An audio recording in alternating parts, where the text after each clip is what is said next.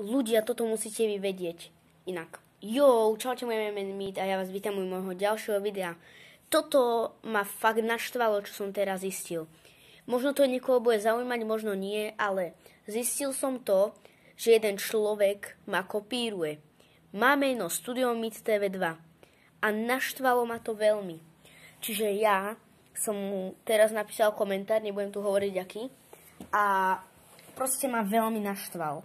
A na každé video som mu dal dislike. Kto nechce, aby ma takto youtuberi kopírovali, tak prosím vás, choďte na YouTube kanál Studio Meet TV2 a dajte mu tam samé dislikey. A ináč, ešte jedna dôležitá správa. Ako ste strávili prvý deň v škole?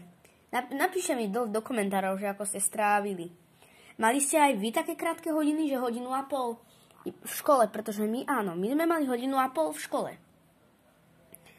A ty si mal 1,5 hodiny v škole? Áno, mal som 1,5 hodiny v škole. A musím sa vám priznať, keď ste si mysleli, že som dospelý, tak no, nie som dospelý. Som tretiak.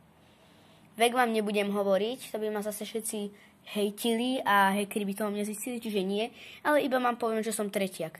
A domyslíte si, že koľko mám rokov, je vám to jasné? Čiže, no a toto bolo všetko, čo som vám chcel povedať. A ja vám prajem šťastné školské dni v tomto roku. A ináč mám v pláne vydávať teraz každý deň videá o čase 16:00.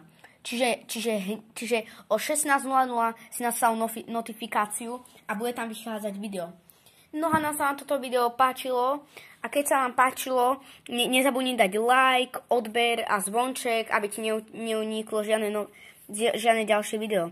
A odber si daj preto, pretože keď dáš odber, to si o tom nevedel, Braško? Ty keď dáš odber, tak budeš mať šťastie do konca života. Zavolaj YouTube a on ti to povie. Fakt, že budeš mať šťastie do konca života. No tak zatiaľ, ahoj!